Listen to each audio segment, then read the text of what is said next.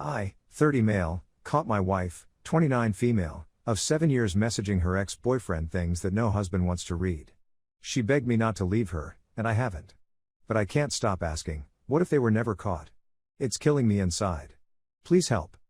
When I chose to leave Mormonism a few years ago, my wife and I began experiencing troubles. We were both extremely devout.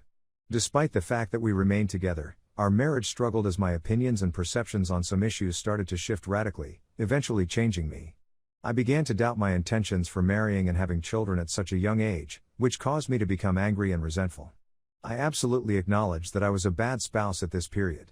We split up for about 2 months after this, and something remarkable occurred while she was away living with her uber-Mormon parents. She investigated what I had and also discovered that Mormonism was a hoax.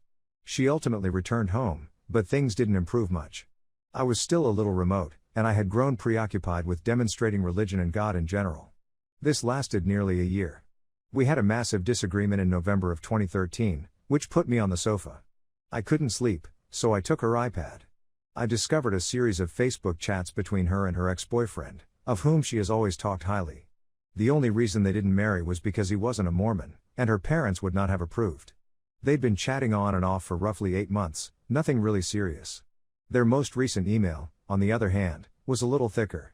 She told him how much she regretted not marrying him because of their religious differences, and how wonderful they would have been together. She also said that she had occasional fantasies about them reuniting. She concluded by claiming she still loved him. He reacted by saying he felt the same way. Reading this and realizing where it was coming from gave me a much-needed wake-up call. I realized I was pushing the most essential thing in the world away from me.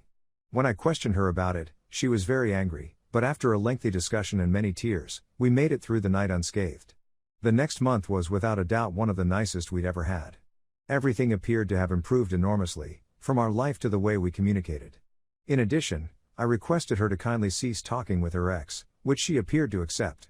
I awoke to the sound of my phone buzzing about a month into our freshly rejuvenated relationship. It was a message from my ex-wife. Boyfriend. She claimed that when she arrived home, she found her husband looking guilty on his phone. She ultimately pulled everything out of him and sent it to me. After pulling it all together, their conversations that day/night looked like this. He writes her on Facebook in the middle of the day to tell her that he has to tell her something important. She answers and informs him that she, too, would want to speak but is unable to do so at the time. We were at a bowling alley with our kids. As a result, they agree to communicate at night. Around 10 p.m., she tells me she can't sleep and wants to watch a program she knows I can't stand, Revenge. I'm going to bed. They begin writing soon after, but she assures him that emailing is safer since I have gone into her Facebook in the past. He begins by informing her that he has never stopped loving her, and that learning about her leaving Mormonism was terrible since it was the one thing that kept them apart. She assures him that she would always love him and wishes things had gone differently. She tells him that the previous few years have been tough for her, but that she has been trying recently, so she is willing to give it one more go. Some back and forth about his terrible marriage occurs. He then gets a bit and asks if she wants to meet up if he ever comes to Salt Lake City. He adds he'd like to buy her a drink now that she has won. She says she can't since I'm already suspicious. She also mentions that the two of them drinking together could get a bit out of hand. He attempts to get additional information from her by asking what sort of insane she is. She thinks he's humorous and expresses how ridiculous she becomes when buzzed. He may have felt dumb, so he apologizes and asks if he is being too flirtatious and making her uncomfortable by discussing mature topics. She claims that he is not being overly flirtatious and that she is not uncomfortable discussing mature topics. She also adds, "Have you forgotten about me that much?" She tells him she has to go to bed, but she still wants to speak to him. She also claims she'll be setting up a new email account and requests him to remove their texts. He inquires as to what they are doing. She replies she doesn't know and will have to wait and see. She admits that she is aware that she misses him. He adds one more question: does she miss his toying with her boobs? This irritates her more than anything else, since he thinks about it often. "Ha, I figured," she says exactly. Yes. Now, delete and good night. The idiot does not delete. When his wife returns home, she pulls it out of him. Texts my wife, accusing her of being a home destroying and informing her that she has passed the text to me. In the midst of reading everything, I hear my wife hurry down the hallway, open the door, and instantly break down and apologize for being so dumb. She is sobbing uncontrollably. I panic out in my own way, claiming she's just unhappy because she got caught. And so on. I tell her we're divorcing and attempt to leave the home. She clings to me and refuses to let me go. She admits that she was caught up in the moment and had no intention of things going anywhere. She brings up the fact that I withheld love for all those years, which was one of the reasons she did what she did.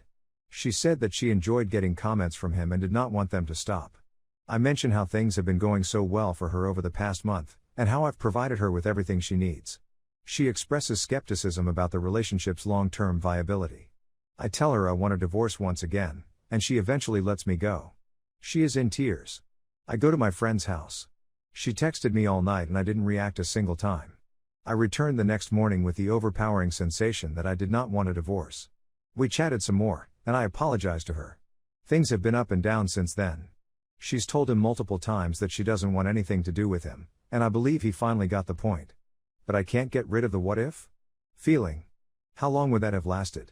What exactly is she capable of? What would have happened if they hadn't been caught? These questions are killing me, as is the way I feel when I think about them. I suppose all I need is some fresh eyes. I really appreciate it. Story 2. I, male 31, caught my wife, female 36, cheating. We've broke up but have to live together for the foreseeable. Need advice.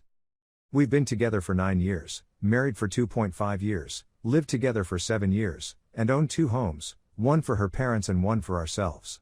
We don't have a lot of unsecured debt, £45k, C $6.5k, on credit cards since I make £30,000, $40,000 and she makes £60,000, $80,000.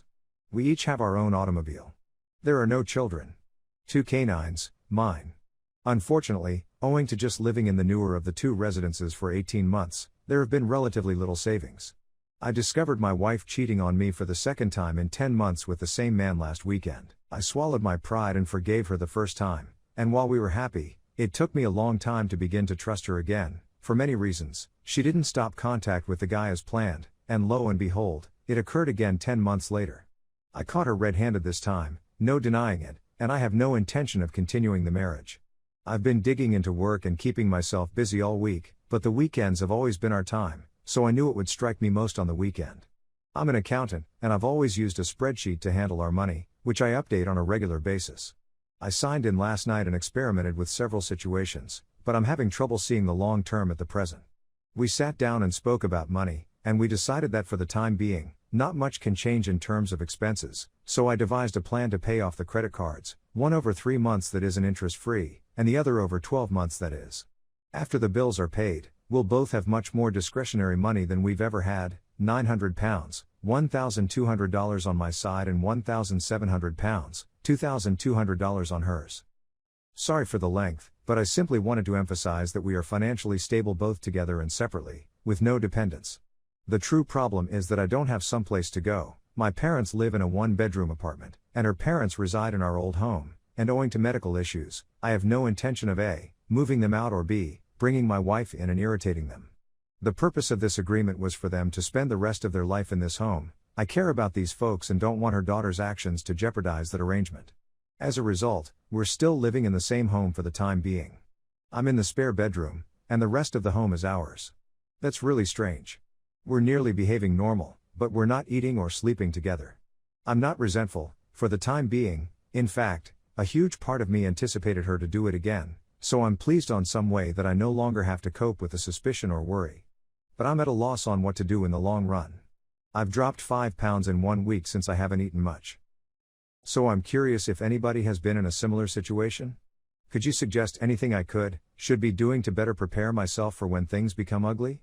I have a free day ticket to my gym that I'm going to use today in the hopes that it will assist with my discipline and attention, but other than that, I'm absolutely lost. I apologize in advance for the lengthy message and any spelling errors. I'm on my phone. Thank you for your consideration. Update, even if some of it is undeservedly heinous. I talked with her parents, and they are ready to go in a few months, so I'm going to move back into my old home. I spoke with the ex, who was inebriated, and he was going to divide up the belongings, and I'd end up with the dogs.